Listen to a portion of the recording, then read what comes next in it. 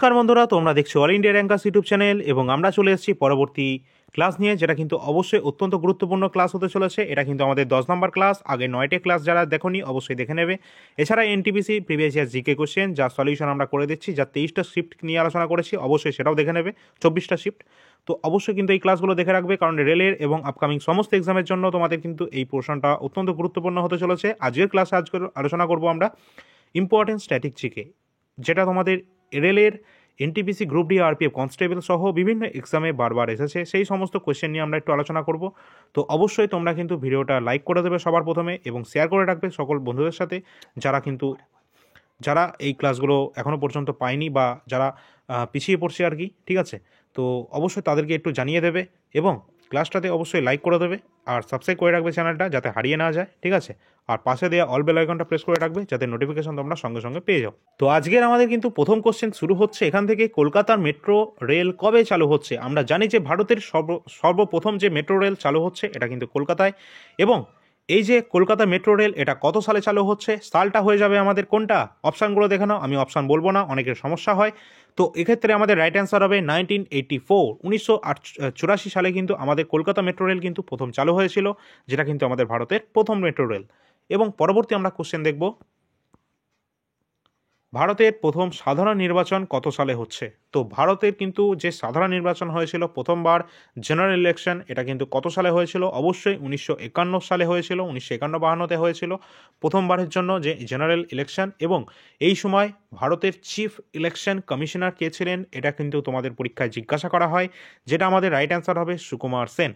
সুকুমার সেন কিন্তু ভারতের প্রথম চিফ ইলেকশন কমিশনার ছিলেন, যিনি কিন্তু 1951-52 সালের প্রথম যে নির্বাচন তিনি কিন্তু করিয়েছিলেন। পরবর্তী আমরা কোশ্চেন দেখব। আর নির্বাচন থেকে অবশ্যই তোমরা মুখস্থ রাখবে যে নির্বাচন কমিশন এটা কত নম্বর আর্টিকেলে পড়ছে।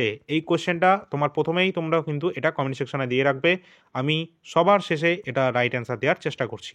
ওকে, তো না, আমি এটা রাইট অ্যান্সার বলবো না, তোমরা এটা দেবে, কারণ আমি কিন্তু পলিটি থেকে তোমাদের 4-4টে ক্লাস নিয়েছি। তো আমি এটা বলবো না। তোমরা যারা যারা ক্লাস করেছো, ডেলি ক্লাস করো, অবশ্যই তাদের থেকে এক্সপেক্ট করছি যে এই কোশ্চেনের অ্যান্সারটা তোমরা সকলে দিতে পারবে। তো ইলেকশন কমিশন এটা কত নম্বর আর্টিকেলে পড়ছে, এটা কিন্তু পরীক্ষায় আবারও আসবে। পরবর্তী আমাদের প্রশ্ন রয়েছে, সিক্স মেশিন এই বইটি কার লেখা? সিক্স মেশিন এই বইটি কিন্তু কার লেখা? এটা কিন্তু একটা ফেমাস ক্রিকেটারের লেখা। অবশ্যই এখানে আমাদের রাইট অ্যান্সার হবে ক্রিস গেইল। ক্রিস গেলের লেখা কিন্তু এই সিক্স মেশিন। ঠিক আছে, এই বইটি কিন্তু তার লেখা। এই ক্রিস গেইল ইনি কোন দেশের বাসিন্দা? এটাও তোমাদের আসতে পারে, যেটা কিন্তু জামাইকান একজন ক্রিকেট প্লেয়ার এই ক্রিস গেইল। ওকে, জামাইকা। এবং আমরা এখান থেকে আরও গুরুত্বপূর্ণ কিছু দেখে নেব, যেগুলো পরীক্ষায় বারবার আসে, যেমন হচ্ছে যুবরাজ সিং। যুবরাজ সিংয়ের যে অটোবায়োগ্রাফি, তার নাম কি? The test of my life. The test of my life, that is the autobiography of Yuvraj Singh. এবং আমরা দেখব যে আমাদের পশ্চিমবঙ্গ তথা আমাদের ভারতের যেটা আমাদের সৌরভ গাঙ্গুলি, তার যে অটোবায়োগ্রাফি, সেটাও পরীক্ষায় জিজ্ঞাসা করা হয়। সেটা অ্যান্সার হয়ে যাবে আমাদের কি? A century is not enough. A century is not enough, এই যে অটোবায়োগ্রাফি, এটা কিন্তু আমাদের সৌরভ গাঙ্গুলির। ওকে, পরবর্তী আমরা দেখব সচিন তেন্ডুলকর। সচিন তেন্ডুলকরের আত্মজীবনীর নাম কি?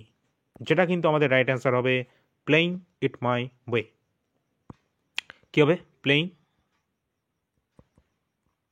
ইট মাই ওয়ে। তো এটা কিন্তু সচিন তেন্ডুলকরের অটোবায়োগ্রাফি। নেক্সট আমরা পরবর্তী কোয়েশ্চেনে দেখব, মৃণালিনী সারাভাই কোন লোকনৃত্যের সাথে যুক্ত? মৃণালিনী সারাভাই ইনি কিন্তু একজন অত্যন্ত গুরুত্বপূর্ণ Kathakali as well as Bharatanatyam player. তো কথাকলির সাথে ভারতনাট্যম একজন ড্যান্সার, প্লেয়ার বলেছি আমি, তো ড্যান্সার কিন্তু এই ভারতনাট্যম এবং কথাকলির সাথে, যিনি কিন্তু মৃণালিনী সারাভাই, ইনি কিন্তু অত্যন্ত গুরুত্বপূর্ণ। ইনি কিন্তু আমাদের পদ্মশ্রী পেয়েছিলেন 1965-তে। এছাড়া তিনি কিন্তু পদ্মভূষণও পেয়েছিলেন, যেটা কিন্তু 1992-তে পদ্মভূষণ পেয়েছিলেন। তো ঠিক আছে, তো এগুলো কিন্তু অবশ্যই পরীক্ষায় জিজ্ঞাসা করা হয়। এবং এখান থেকে তোমাদের আরও বিভিন্ন পরীক্ষায় জিজ্ঞাসা করা হয় বিভিন্ন ক্লাসিক্যাল ড্যান্স সম্পর্কে, যেমন ভারতনাট্যম আমাদের তামিলনাড়ুর, যেটা কিন্তু সবচেয়ে পুরনো। কথাগুলি বা মোহিনীআট্টম এগুলো সব কেরালার। ছৌ কিন্তু আমাদের পশ্চিমবঙ্গ, ঝাড়খণ্ড, উড়িষ্যায় পড়ছে ছৌ। বিহু হচ্ছে আমাদের আসামে পড়ছে, তাই তো। আর আমাদের ভাংড়া, যেটা আমাদের কোথায় পড়ছে? পাঞ্জাবে, গিধা, ভাংড়া, তাই তো। এই সমস্ত এগুলো হচ্ছে ফক ড্যান্স। এখানকার মধ্যে ফক ড্যান্স হচ্ছে ভাংড়া। বাদবাকি এই তিনটে যেটা রয়েছে, এই তিনটে কিন্তু আমাদের ক্লাসিক্যাল ড্যান্স। ক্লাসিক্যাল ড্যান্স আমাদের বেশি নেই। ঠিক আছে, যেমন আরও আছে আমাদের কি আছে, যেমন কথাগুলি মানে মোহিনীআট্টম আমাদের কেরালায় রয়েছে, ছৌ রয়েছে, এছাড়া আমাদের রয়েছে যেটা হচ্ছে উত্তরপ্রদেশের আমাদের কত্থক লোকনৃত্য রয়েছে, এগুলো কিন্তু ক্লাসিক্যাল ড্যান্স, ঠিক আছে। তো ওড়িশি রয়েছে, মণিপুরি রয়েছে, সাত্রিয়া রয়েছে আসামের। তো এই সমস্তগুলো এগুলো হচ্ছে আমাদের ক্লাসিক্যাল ড্যান্স। এখান থেকে পরীক্ষায় তোমাদের প্রশ্ন অবশ্যই আসে, বারবার এগুলো আসবে, অবশ্যই তোমরা এগুলো একটু দেখে রাখবে। পরবর্তী আমাদের কোশ্চেন রয়েছে কি ইয়েন কোন দেশের মুদ্রা, অর্থাৎ কারেন্সি থেকে তোমাদের কিন্তু কোশ্চেন থাকবে, যেটা কিন্তু আমাদের যে সমস্ত কান্ট্রিগুলো রয়েছে তার ক্যাপিটাল এবং কারেন্সি তোমরা একটু মুখস্থ রাখবে। যেমন ইয়েন এটা কোন দেশের মুদ্রা, এক্ষেত্রে আমাদের রাইট অ্যান্সার হয়ে যাবে ডাইরেক্ট, এটা কিন্তু আমাদের জাপানের মুদ্রার নাম কিন্তু ইয়েন, ঠিক আছে। জাপানের মুদ্রার নাম কিন্তু আমাদের ইয়েন হবে। এবং ইংল্যান্ডের মুদ্রার নাম কি হবে, এক্ষেত্রে ইংল্যান্ডের যে মুদ্রার নাম কিন্তু আমাদের হবে পাউন্ড, স্টার্লিং পাউন্ড, ঠিক আছে, পাউন্ড। পরবর্তী আমরা দেখব নিউজিল্যান্ডের মুদ্রার নাম কি হবে, তাহলে নিউজিল্যান্ডের মুদ্রার নাম অবশ্যই কিন্তু আমাদের হবে ডলার, নিউজিল্যান্ডের হবে নিউজিল্যান্ডের ডলার, ঠিক আছে। পর্তুগাল, তাহলে পর্তুগালের মুদ্রার নাম কি হবে, অবশ্যই পর্তুগালে কিন্তু ইউরো, ইউরো এখানকার কারেন্সি হয়ে যাবে পর্তুগালের। এক্ষেত্রে এই সমস্ত দেশের কিন্তু কারেন্সি, ক্যাপিটাল সমস্ত কিছু আমাদের একটু দেখে রাখতে হবে। পরবর্তী আমাদের কোশ্চেন আছে, যদি ভালো লাগে অবশ্যই একটা লাইক শেয়ার করে দেবে সকলে, ঠিক আছে। ন্যাটো, ন্যাটো এটা কী জিনিস, এটা কিন্তু নর্থ আটলান্টিক ট্রেটি একটা অর্গানাইজেশন, যেটা আমরা সংক্ষেপে ন্যাটো বলে চিনি। এবং এর সদর দপ্তর কোথায় অবস্থান করছে, এর সদর দপ্তর অর্থাৎ হেডকোয়ার্টার অবস্থান করছে বেলজিয়ামের ব্রাসেলস, তাই তো, বেলজিয়ামের ব্রাসেলসের হেডকোয়ার্টার অবস্থান করছে। এবং ন্যাটো এটা কত সালে গঠন করা হচ্ছে, এটা 4 এপ্রিল 1949, 4 এপ্রিল 1949-এ কিন্তু এটা 1949-এ কিন্তু এটা কিন্তু তৈরি করা হয়েছিল। নর্থ আটলান্টিক ট্রেটি অর্গানাইজেশন, যার হেডকোয়ার্টার বেলজিয়ামের ব্রাসেলসে অবস্থান করছে। এবং বর্তমানের মেম্বার কান্ট্রি কতগুলো রয়েছে, 32 কিন্তু কান্ট্রি রয়েছে যারা কিন্তু মেম্বার কান্ট্রি এই ন্যাটোর, ঠিক আছে। এখান থেকে অবশ্যই তোমাদের প্রশ্ন জিজ্ঞাসা করা হয়। পরবর্তী আমরা এখানে কোয়েশ্চেন দেখব, রামন ম্যাগসাইসে পুরস্কার কোন দেশ থেকে প্রদান করা হয়, অত্যন্ত গুরুত্বপূর্ণ একটা কোশ্চেন, বারবার পরীক্ষায় জিজ্ঞাসা করা হয়। তো রামন ম্যাগসাইসে পুরস্কার এটা কিন্তু দেওয়া হয়, অপশানগুলো দেখো, এক্ষেত্রে রাইট অ্যান্সার হবে আমাদের ফিলিপিন্স বা ফিলিপাইন দেশ থেকে কিন্তু আমাদের দেওয়া হয় কিন্তু এটা রামন ম্যাগসাইসে পুরস্কার, এটা কিন্তু এখান থেকে দেওয়া হয়ে থাকে। এবার তোমাদের জন্য যে কোয়েশ্চেনটা হচ্ছে যে প্রথমবার রামন ম্যাগসাইসে পুরস্কারটা কে পেয়েছে, এক্ষেত্রে আমাদের রাইট অ্যান্সার হবে কে, বিনোবা ভাবে।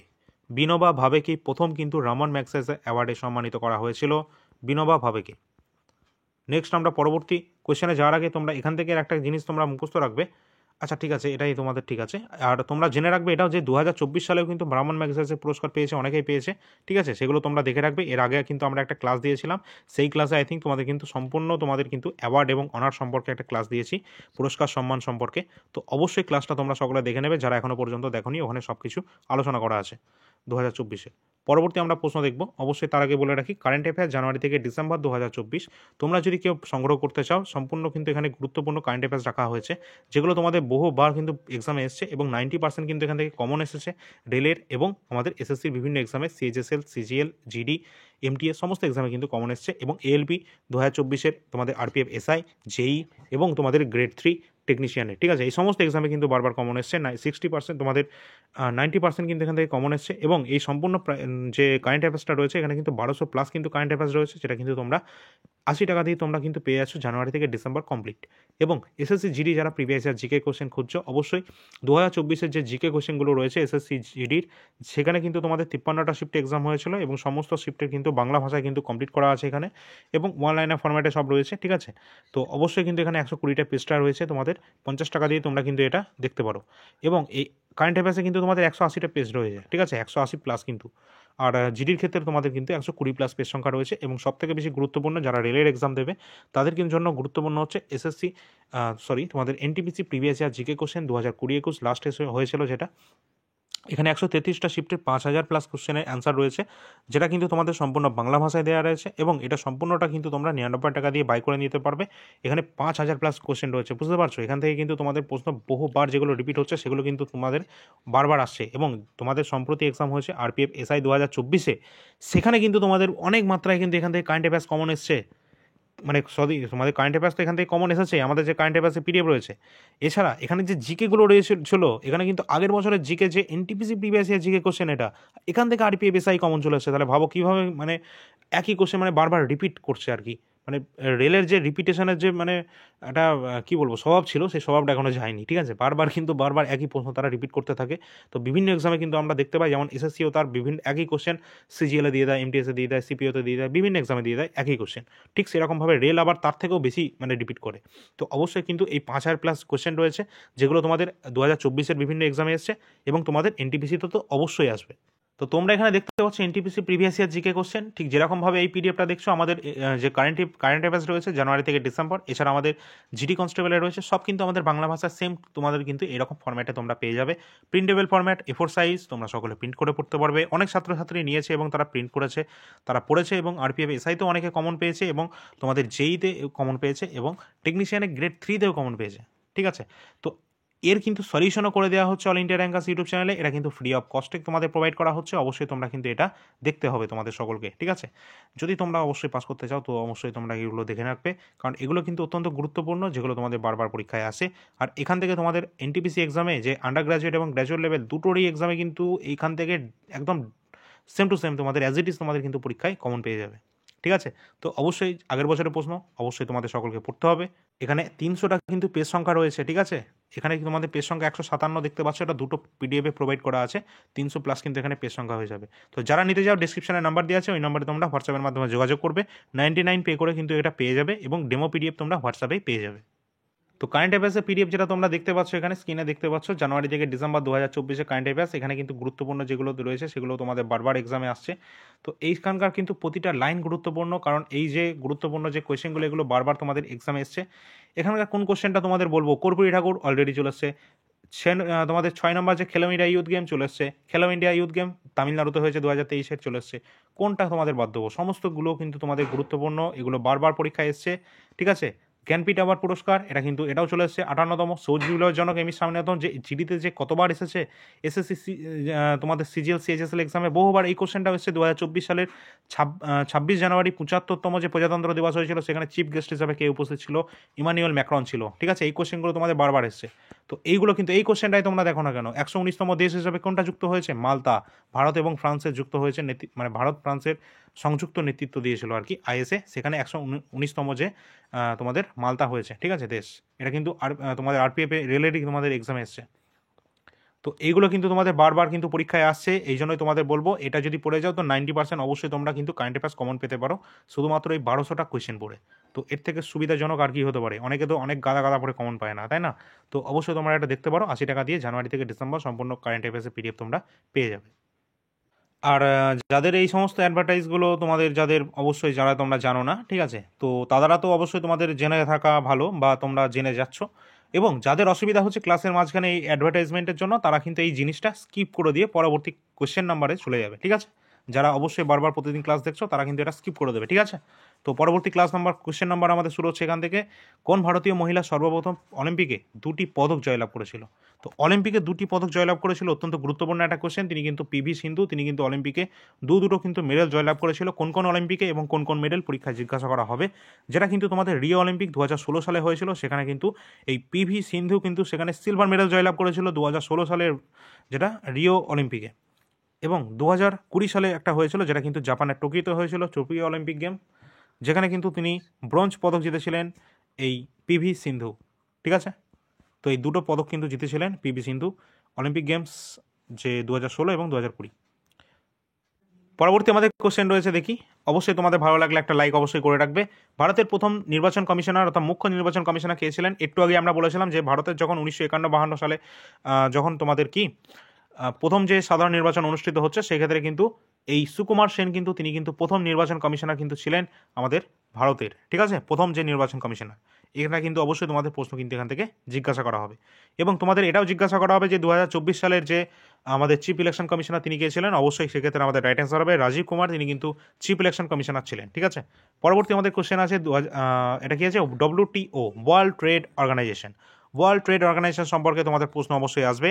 এটা কত সালে প্রতিষ্ঠিত হয়েছিল? অবশ্যই এটা কিন্তু রাইট অ্যান্সার হবে 1995 সালে কিন্তু প্রতিষ্ঠিত হয়েছিল ওয়ার্ল্ড ট্রেড অর্গানাইজেশন 1 জানুয়ারি। ওকে, 1 জানুয়ারি। এটা হেডকোয়ার্টার কোথায় অবস্থান করছে? পরীক্ষায় জিজ্ঞাসা করা হয়। এটা হেডকোয়ার্টার অবস্থান করছে কোথায়? Geneva, Switzerland. জেনিভা, ঠিক আছে, সুইজারল্যান্ডের জেনিভাতে অবস্থান করছে ওয়ার্ল্ড ট্রেড অর্গানাইজেশনের হেডকোয়ার্টার। এবং শুধু এটারই নয়, international labour organization, world health organization, ঠিক আছে। তো এই সমস্ত কিন্তু হেডকোয়ার্টার অবস্থান করছে জেনিভা, সুইজারল্যান্ডে। পরবর্তী আমরা প্রশ্ন দেখব এখানে, অত্যন্ত গুরুত্বপূর্ণ একটা কোশ্চেন চলে আসছে। ISRO, ISRO, Indian space research organization, আমাদের ভারতের একটা খুব সুন্দর একটা সংস্থা, মহাকাশ গবেষণা সংস্থা, যেটা আমাদের হচ্ছে ইসরো। এটা প্রতিষ্ঠিত হয়েছিল, ফরমেশন হয়েছিল কত সালে?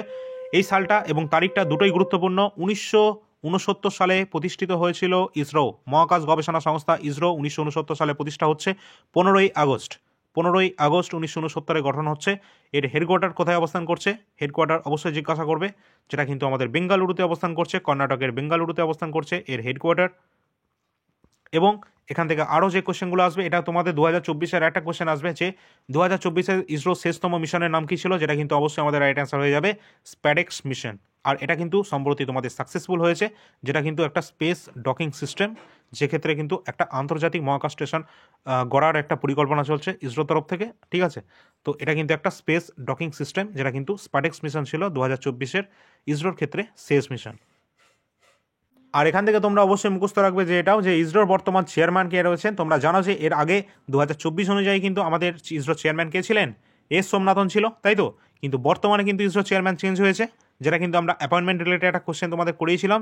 যদিও তোমাদের আর একটা তোমাদের এখান থেকে ক্লাস দিয়ে দেবো এই অ্যাপয়েন্টমেন্ট থেকে, এই চ্যানেলেই দেবো, ঠিক আছে। তো এক্ষেত্রে কিন্তু নতুন যে ইসরো চেয়ারম্যান নিযুক্ত হয়েছেন তার নাম হচ্ছে V Narayanan, current chief of Indian space research organisation. Okay, তো ইনি কিন্তু বর্তমানে কিন্তু রয়েছেন। পরবর্তী আমরা কোশ্চেন দেখব, ধূমকেতু কার ছদ্মনাম? অত্যন্ত গুরুত্বপূর্ণ একটা কোশ্চেন, বহুবার আমাদের রাজ্যেরও বিভিন্ন এক্সামে জিজ্ঞাসা করা হয়।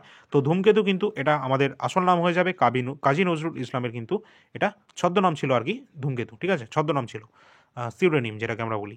পরবর্তী কোশ্চেন যেটা আছে কি, মূর্তি দেবী পুরস্কার এটা কোন ক্ষেত্রের সাথে সম্পর্কিত? অত্যন্ত গুরুত্বপূর্ণ, যেটা কিন্তু সাহিত্যের সাথে সম্পর্কিত। সাহিত্যে বিভিন্ন আমাদের এক্সাম তোমাদের পুরস্কার দেওয়া হয়ে থাকে সাহিত্যের ক্ষেত্রে, তো তার মধ্যে একটা মূর্তি দেবী পুরস্কার। পরবর্তী আমরা প্রশ্ন দেখব, পৃথিবীর শুষ্কতম স্থানটি কোন মহাদেশে অবস্থান করছে? পৃথিবীর শুষ্কতম স্থান কোনটা আগে দেখে নিই, সেক্ষেত্রে আমাদের রাইট অ্যান্সার অবশ্যই হয়ে যাবে। তো এর কিন্তু অবশ্যই আমাদের কিন্তু দেখে নিতে হবে যে শুষ্কতম স্থান, যেটা অবশ্যই আমাদের হবে কোনটা? আটাকামা মরুভূমি। এই আটাকামা মরুভূমি এটা কোথায় অবস্থান করছে? দক্ষিণ আফ্রিকা? না, এটা অবশ্যই কিন্তু এটা অবস্থান করছে আমাদের দক্ষিণ আমেরিকায়। দক্ষিণ আমেরিকায় অবস্থান করছে আটাকামা, যেটা কিন্তু পৃথিবীর শুষ্কতম স্থান। অনেকে কিন্তু দক্ষিণ আফ্রিকা করে দেয়, সেটা কিন্তু অবশ্যই রং অ্যান্সার, ঠিক আছে। আর এটা কিন্তু ড্রাই সব থেকে, আটাকামা মরুভূমি। পরবর্তী আমরা কোশ্চেন দেখবো এখানে, বিসমিল্লাহ খান কোন বাদ্যযন্ত্রের সাথে যুক্ত? বহুবার বিভিন্ন এক্সামে এসেছে, এসএসসি রেল বারবার মানে এই কোশ্চেনটা জিজ্ঞাসা করা হয়েছে। তো বিসমিল্লাহ খান অবশ্যই তিনি কিন্তু সানাইয়ের সাথে সম্পর্কিত, বিসমিল্লাহ খান। এখান থেকে অন্যান্য যেগুলো আমাদের দেখে রাখতে হবে, যেমন তবলার সাথে সম্পর্কিত কে কে রয়েছে? জাকির হুসেন, অত্যন্ত গুরুত্বপূর্ণ একজন ফেমাস তবলা প্লেয়ার, ঠিক আছে, জাকির হুসেনের নাম পাই আমরা। এছাড়া তবলা থেকে আমরা আর কার নাম পাবো? তবলা থেকে আমরা নাম পাবো যে সমস্ত মহারাজগুলো রয়েছে আর কি, যেমন আমরা দেখবো যে যেমন কিষাণ মহারাজ রয়েছে, ঠিক আছে। তারপর রয়েছেন কি আল্লাহ রাখা খান। এছাড়া আমাদের অন্যান্য শম্ভু মহারাজ, তাই না? তো সীতারা দেবী, এরা কে? এরা সবই আমাদের তবলা প্লেয়ার যেগুলো হচ্ছে আর কি। তারপরে আমরা যদি বলি কি সানাই থেকে, যেমন হরিপ্রসাদ চৌরাশি আমাদের কি হবে? এটা বাঁশির সাথে সম্পর্কিত। সানাই হচ্ছে আমাদের যেমন বিসমিল্লাহ খান। সন্তুরের সাথে সম্পর্কিত হয়ে যাবে আমাদের কি অবশ্যই কিন্তু শিবকুমার শর্মা। এখান থেকে এই নামটা অত্যন্ত গুরুত্বপূর্ণ, এসএসসির ক্ষেত্রে এটা বারবার কিন্তু পরীক্ষায় জিজ্ঞাসা করা হয়, শিবকুমার শর্মা সন্তুর প্লেয়ার, ঠিক আছে। নেক্সট পরবর্তী আমরা কোশ্চেন দেখবো এখান থেকে, আর কি আছে কোশ্চেন আমাদের, দ্য রিপাবলিকান গ্রন্থের রচয়িতাকে? অবশ্যই কিন্তু এক্ষেত্রে আমাদের রাইট অ্যান্সার হবে প্লেটো, তার লেখা হচ্ছে দ্য রিপাবলিকান, ঠিক আছে। আচ্ছা, পরবর্তী কোশ্চেন দেখি এখানে। আচ্ছা, ব্রিক্স অত্যন্ত গুরুত্বপূর্ণ একটা কোশ্চেন কিন্তু। ব্রিক্স মানে কি? এটা BRICS, মানে প্রাথমিকভাবে কিন্তু এটা ছিল BRIC, ঠিক আছে। এস কিন্তু পরবর্তীকালে এটা যুক্ত হয় দিয়ে এটা ব্রিক্স হয়ে যায়। এগুলোর নাম কি? এগুলোর নাম মানে এগুলো কি রিপ্রেজেন্ট করে কি? এক একটা অক্ষর কিন্তু এক একটা কান্ট্রিকে রিপ্রেজেন্ট করে। যেমন বি দিয়ে রিপ্রেজেন্ট করে থাকে কাকে? ব্রাজিল। আর দিয়ে রাশিয়া। আই দিয়ে আমাদের India, Bharat, India, that is Bharat. C দিয়ে দিস চায়না, চীন। এবং এস যেটা পরবর্তীকালে যুক্ত হচ্ছে 2010 সালে, যে কিন্তু হচ্ছে সাউথ আফ্রিকা, দক্ষিণ আফ্রিকা, ঠিক আছে। কত সালে যুক্ত হচ্ছে দক্ষিণ আফ্রিকা? 2010-এ। এটা পরীক্ষা জিজ্ঞাসা করা হয়, 2010-এ কিন্তু এন্ট্রি নিচ্ছে দক্ষিণ আফ্রিকা ব্রিক্স কান্ট্রি রূপে, ঠিক আছে। ব্রিক্স এটা কিন্তু আমাদের অত্যন্ত গুরুত্বপূর্ণ একটা অর্গানাইজেশন। এটা প্রথমে কিন্তু, যদিও এটা 2006-তে তৈরি করা হলেও, এর মানে অফিসিয়ালভাবে কিন্তু 2009 সালে কিন্তু এটা স্থান পায়। তো 2009 কিন্তু এটা অফিসিয়ালি কিন্তু এটা ফরমেশন ডেট হয়ে যাবে আমাদের রাইট অ্যান্সার 2009। এবং এর যদি হেডকোয়ার্টারের কথা বলি, আরে ভাই এর তো কোনো হেডকোয়ার্টারই নেই, মানে ফিক্সডভাবে এর কোনো হেডকোয়ার্টার কিন্তু এখনো পর্যন্ত নেই। ওকে, তো এগুলো কিন্তু তোমাদের মানে বারবার কিন্তু এক্সামে জিজ্ঞাসা করা হয়, এগুলো অবশ্যই কিন্তু দেখে রাখবে। এবং এখান থেকে একটা কোশ্চেনও তোমাদের জিজ্ঞাসা করা হয়, যেমন হচ্ছে তোমাদের 2024 সালে যে ব্রিক্স সামিট হয়েছে এটা কোন দেশে অনুষ্ঠিত হয়েছিল, যেটা কিন্তু রাশিয়ার কাজানে কিন্তু অনুষ্ঠিত হয়েছিল ব্রিক্সের লাস্ট 2024-এর সামিট। ঠিক আছে, পরবর্তী এখানে কোশ্চেন আছে কি, ক্যারাকাস কোন দেশের রাজধানী? আমি একটু আগে বলেছিলাম যে রাজধানী এবং কারেন্সি সমস্ত কান্ট্রি এগুলো অবশ্যই মুখস্থ রাখতে হবে। যেমন ক্যারাকাস, এটা কিন্তু অবশ্যই কিন্তু আমাদের রাইট অ্যান্সার হবে ভেনেজুয়েলা। ভেনেজুয়েলার ক্যাপিটাল হয়ে যাচ্ছে আমাদের ক্যারাকাস। নেক্সট আমরা পরবর্তী কোশ্চেন দেখব, ভাটনগর পুরস্কার কোন ক্ষেত্রে দেওয়া হয়? আমরা জানি শান্তিস্বরূপ ভাটনগর অ্যাওয়ার্ড এটা কোন ক্ষেত্রে দেওয়া হয়ে থাকে? এটা কিন্তু আমাদের বিজ্ঞান প্রযুক্তির ক্ষেত্রে দেওয়া হয়ে থাকে। সায়েন্স অ্যান্ড টেকনোলজি, সাহিত্য কোথা থেকে আসলো ইয়ার? সেখানে বিজ্ঞান এবং টেকনোলজি, ঠিক আছে, প্রযুক্তি, বিজ্ঞান ও প্রযুক্তি বা সায়েন্স অ্যান্ড টেকনোলজিতে কিন্তু দেওয়া হয়ে থাকে ভাটনগর অ্যাওয়ার্ড। ঠিক আছে, পরবর্তী আমরা কোশ্চেন দেখবো এখানে। যদি তোমাদের সত্যি আমাদের ক্লাস ভালো লেগে থাকে অবশ্যই একটা লাইক করে দেবে, তাহলে কিন্তু আমরা আমাদের ক্লাসের যে কোশ্চেনের নাম্বার অবশ্যই এটা বাড়িয়ে দেবো। তোমরা সেটা কমেন্ট সেকশানে জানাবে। পরবর্তী তোমরা কোন এক্সামের জন্য তোমরা প্রিপারেশান নিচ্ছ সেটাও তোমরা জানিয়ে দেবে কমেন্ট সেকশানে, তাতে আমাদের সুবিধা হবে। সেই সমস্ত এক্সামের কোশ্চেনগুলো আমরা ইনক্লুড করে দেবো আমাদের এই সেশনগুলোতে, এবং এর কোশ্চেন নাম্বারও কিন্তু আমরা বাড়িয়ে দেবো। ঠিক আছে, তো পরবর্তী আমাদের এখানে যে কোশ্চেন রয়েছে, দ্য হোয়াইট টাইগার এই বইটার লেখককে, গুরুত্বপূর্ণ একটা কোশ্চেন, দ্য হোয়াইট টাইগার এই বইটার লেখককে। এটা এসএসসিতে বহুবার কোশ্চেনটা জিজ্ঞাসা করা হয়েছে এবং রেলেরও বহুবার এসছে এটা। তো অরবিন্দ আদিগা এক্ষেত্রে আমাদের রাইট অ্যান্সার হয়ে যাবে। ঠিক আছে, হোয়াইট টাইগার বইয়ের লেখক। নেক্সট আমরা পরবর্তী কোশ্চেন দেখব। পরবর্তী আমাদের এখানে প্রশ্ন আছে, কত সালে ইউরোপিয়ান ইউনিয়ন গঠন করা হয়েছিল? তো ইউরোপিয়ান ইউনিয়ন এটা কিন্তু গঠন করা হয়েছিল 1993। 1993 সালে কিন্তু এটা গঠন করা হয়েছিল ইউরোপিয়ান ইউনিয়ন। নেক্সট আমরা পরবর্তী কোশ্চেন দেখব এখান থেকে, আয়তনের নিরিখে পৃথিবীর বৃহত্তম দেশ কোনটা? তো এটা কোনো কোশ্চেন হলো? তো সকলে জানে এটা। তো আয়তনের নিরিখে বিশ্বের সবচেয়ে বড় দেশ হয়ে যাচ্ছে আমাদেরকে Russia. Russia is the largest country in terms of area. তো এক্ষেত্রে আমাদের সমস্ত কান্ট্রিগুলোকে দেখে রাখতে হবে। যেমন হচ্ছে রাশিয়া প্রথমে আসছে, তারপর আসছে আমাদের চায়না, চীন, ঠিক আছে, চীন দ্বিতীয় স্থানে, কানাডা আসছে 3 নম্বর স্থানে, কানাডা 4 নম্বর স্থানে আসছে ইউএস, 5 নম্বরে আসছে কে? ব্রাজিল, ব্রাজিল অ্যান্ড অস্ট্রেলিয়া আসছে আমাদের 6 নম্বর স্থানে, Australia 6 largest country, and India সপ্তম বৃহত্তম দেশ আমাদের ইন্ডিয়া। ওকে, তো ইন্ডিয়া আছে এরপরে। পরবর্তী আমরা কোশ্চেন দেখব, এইভাবে পরপর চলছে। ঠিক আছে, তো বর্তমানে আমরা যদি জনসংখ্যা নিরিখে বলি অবশ্যই কিন্তু চীনকে ছাপিয়ে গিয়েছে, তাই তো। তো এক্ষেত্রে কিন্তু অবশ্যই আমাদের ভারত কিন্তু 1 নম্বর হয়ে যাবে, তারপর হয়তো চীন আসবে। পরবর্তী আমাদের কোশ্চেন আছে এনসিসি। এনসিসি এর নীতিবাক্য কোনটা? অর্থাৎ মোটো জানতে চাইছে। এনসিসি এর ফুল ফর্মটা কি আমাদের প্রথমেই জানতে হবে। এনসিসি মানে হচ্ছে ন্যাশনাল ক্যাডেট ক্রপস, আর এর নীতিবাক্য বা এর মোটো হচ্ছে ইউনিটি অ্যান্ড ডিসিপ্লিন। তো ইউনিটি, ঐক্যতা এবং ডিসিপ্লিন, অর্থাৎ শৃঙ্খলাবদ্ধ একটা তোমাদের মানে নিয়মকানুন সব কিছু একদম ডিসিপ্লিন অনারে একদম থাকবে, মেনটেন করে, সেটাই কিন্তু এনসিসি। ঠিক আছে, এর নীতিবাক্য একটা।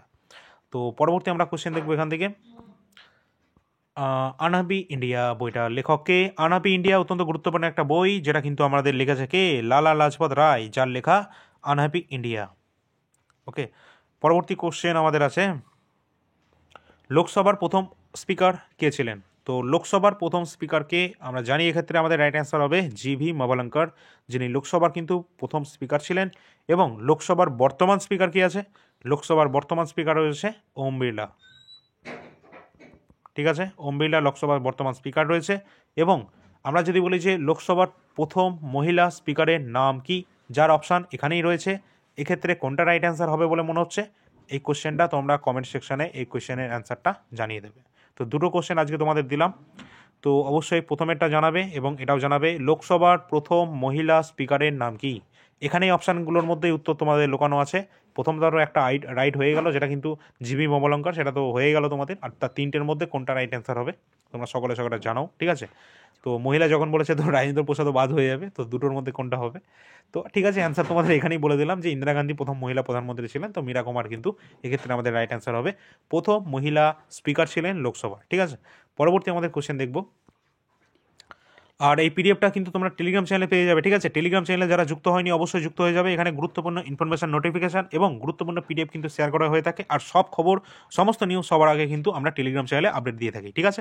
তো যারা যারা যুক্ত হওনি, ডেসক্রিপশনে নাম্বার তোমাদের লিঙ্কটা দেওয়া আছে, অবশ্যই যুক্ত হয়ে যাবে।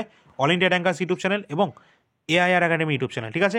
আমাদের আগের যে সমস্ত ক্লাসগুলো হয়েছে, 9টা ক্লাস, তো সেই সমস্ত ক্লাসের কিন্তু তোমাদের পিডিএফ এই টেলিগ্রামে কিন্তু শেয়ার করা হয়েছে, ঠিক আছে। পরবর্তী আমাদের এখানে কোশ্চেন আছে, ইউএনইপি এর সদর দপ্তর কোথায় অবস্থান করছে?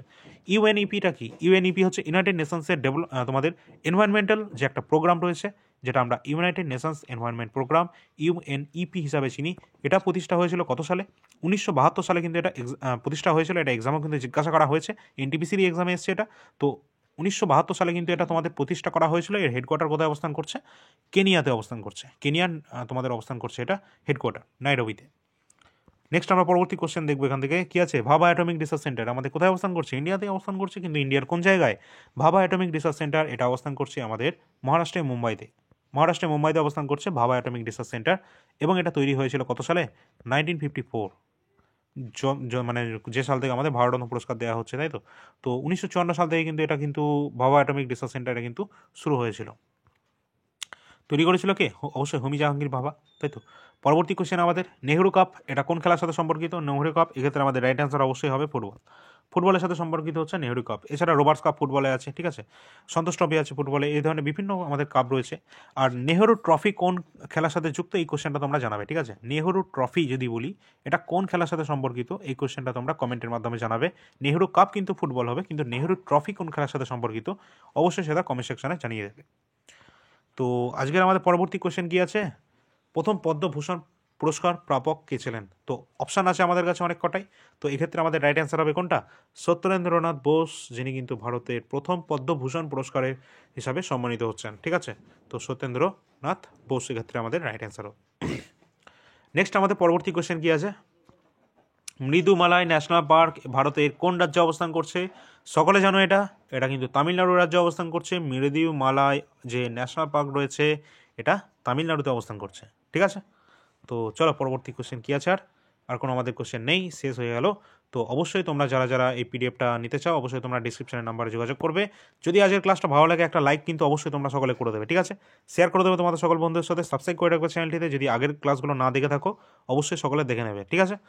আর এই যে তিনটে তোমাদের যে পিডিএফ দেখতে পাচ্ছ, যেটা আমাদের 80 টাকা দিয়ে রয়েছে, কি জানুয়ারি থেকে ডিসেম্বর কারেন্ট অ্যাফেয়ার্স, যেটা অত্যন্ত গুরুত্বপূর্ণ সমস্ত এক্সামের জন্য, যেটা তোমরা 80 টাকা দিয়ে নিতে পারবে। এসএসসি জিডি যারা এক্সাম দেবে, 4 ফেব্রুয়ারি থেকে শুরু হচ্ছে তোমাদের এক্সাম, যেটা হচ্ছে 24টা শিফটে 2024-এর যে কোয়েশ্চেন পেপার জিকে কোশ্চেন, যেটা 53টা শিফটে এক্সাম হয়েছে। তো তার কিন্তু 50 টাকা দিয়ে সম্পূর্ণ পিডিএফটা তোমরা দেখতে পারো, ঠিক আছে। এক্সাম বেশি আর টাইম নেই, তোমাদের 15 দিন মতো হয়তো হাতে আছে। আর এবং NTPC previous year GK question, যেটা কিন্তু রেলের সহ সমস্ত এক্সামে কিন্তু এটা গুরুত্বপূর্ণ, আর এটা তোমাদের অবশ্যই পড়তে হবে, ঠিক আছে। এটা ছাড়া তোমাদের সিলেকশন কখনোই হবে না। এটা হচ্ছে প্রিভিয়াস ইয়ার জিকে কোশ্চেন, তো এটা 99 রুপিসে তোমরা কিন্তু পেয়ে যাচ্ছ। আর এর সলিউশন কিন্তু এই চ্যানেলে কিন্তু করা হচ্ছে। 24টা ক্লাস কিন্তু অলরেডি দেওয়া হয়েছে, 24টা শিফট, আর এখানে 133টা শিফট আছে। খুব তাড়াতাড়ি পরবর্তী ক্লাসগুলো চলে আসবে, ঠিক আছে। তো অবশ্যই তোমাদের যদি যার মানে অনেকে আবার এই মানে পিডিএফটা নিয়ে 10,000 20,000-এর কথা বলছে, তো মনে রাখবে আমরা যেটা লাস্ট এক বছরে দিচ্ছি 20-21-এর, যেখানে 133টা শিফটের 5,000 প্লাস কোশ্চেন এই করেই হচ্ছে, যেটা হচ্ছে প্রতিটা শিফটে 40টা করে কোশ্চেন আছে, ঠিক আছে। আর অনেকে বলছে 10 বছর 20 বছরে, ঠিক আছে। তো এক্ষেত্রে কিন্তু মনে রাখবে এটা, যে 10 বছর বা 20 বছরে যদি কেউ NTPC previous year GK question দিয়ে থাকে, সেক্ষেত্রে 10 থেকে 15,000 কোশ্চেন থাকার কথা মিনিমাম, ঠিক আছে। তো যদি থেকে থাকে অবশ্যই সেটা তোমরা দেখতে পারো, ওকে। তো অনেকে এটা মানে তোমাদের ফলসভাবে বা তোমাদের কি বলবো, মানে তোমাদের ফেক মানে আর কি ইনফরমেশন ছড়াচ্ছে আর কি। তো যাই হোক, তোমাদের যার যেটা দরকার হবে ডিসক্রিপশনে নাম্বার দেওয়া আছে, ওই নাম্বারে যোগাযোগ করবে। আর সব থেকে বেশি গুরুত্বপূর্ণ হচ্ছে এই ক্লাসগুলো, তোমরা যদি ক্লাসগুলো না দেখে থাকো আগের ক্লাস, অবশ্যই তোমরা সকলে দেখে রাখবে। আর এর প্লেলিস্ট তোমাদের কিন্তু করা আছে। এছাড়া এই পিডিএফটা কিন্তু তোমরা কিন্তু টেলিগ্রাম চ্যানেলে পেয়ে যাবে, টেলিগ্রামের লিঙ্ক কিন্তু ডিসক্রিপশনে দেওয়া আছে, অবশ্যই যুক্ত হয়ে যাবে সকলে। এবং আমাদের এআইআর একাডেমি ইউটিউব চ্যানেল, যেখানে কিন্তু গ্রুপ ডি যে এক্সাম মানে তোমাদের নোটিফিকেশান যেটা আসছে 23 জানুয়ারি 2024-এ আসছে, সরি 2024 এখনও চলছে নাকি, 2025, 23 জানুয়ারি 2025-এ তোমাদের নোটিফিকেশান পাবলিশ হচ্ছে রেলে গ্রুপ ডিতে, ঠিক আছে। সেখানে তোমাদের মোটামুটি তোমাদের 58,000 থাকার কথা আছে, এখন দেখা যাক কী আছে। তো যাই থাকুক, তোমাদের কিন্তু এর ক্লাস জিকে ক্লাস সেটা কিন্তু শুরু হয়ে যাবে আর কি, যেটা এআইআর একাডেমি ইউটিউব চ্যানেলে, ঠিক আছে। অবশ্যই চ্যানেলটা সাবস্ক্রাইব করে রাখবে, ডিসক্রিপশানে লিঙ্ক দেওয়া আছে। তো চলো পরবর্তী ক্লাসে আসছি, ভালো লাগলে একটা লাইক করে দেবে। ধন্যবাদ।